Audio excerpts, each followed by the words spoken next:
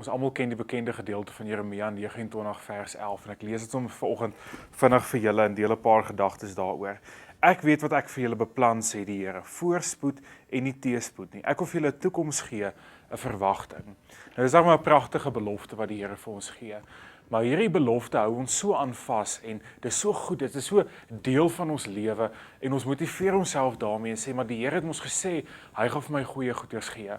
Maar ons as mense is maar ongeduldige wesens en ons as mense lewe in 'n fast food en 'n quick fix generation en ons is so deel van dit dat wanneer die Here vir ons so belofte gee, dan sê ons Here, jy het mos nou gesê dis hoe dit is en ek gee jou nou 'n week of dalk 'n week en 'n half, maar nie verder as dit nie, dan moet hierdie belofte waar word.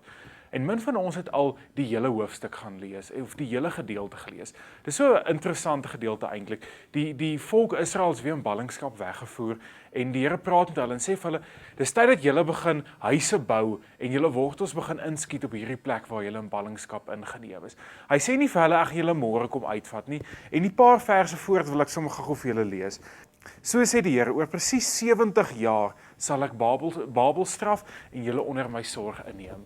Nou dink ek hierdie eerste versstuk gelees het, vers 12 sê, maar dit wat ek vir julle beplan is goed, en dan hou ons net aan daai stuk vas, en ons ken nie die hele konteks van die gedeelte nie, want hier beloof die Here vir die volk, hy sal hulle help, hy sal vir hulle uitkoms gee, hy sal daar wees vir hulle, maar hy sê vir hulle, 70 jaar, nou dink ons maar, as die Here vir my 'n belofte maak, en hy sê, Wimpie, eers oor 70 jaar, dan gaan ek sommer half opgee, en sê, ag toe maar Here, ek doen dit op my eie.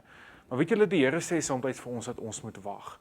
Dat dit tyd vat vir beloftes om waar te word in ons lewe. Dit vat nie 'n week nie, dit vat nie 2 weke nie, dit vat nie 'n jaar nie. Soms vat dit baie, baie lank.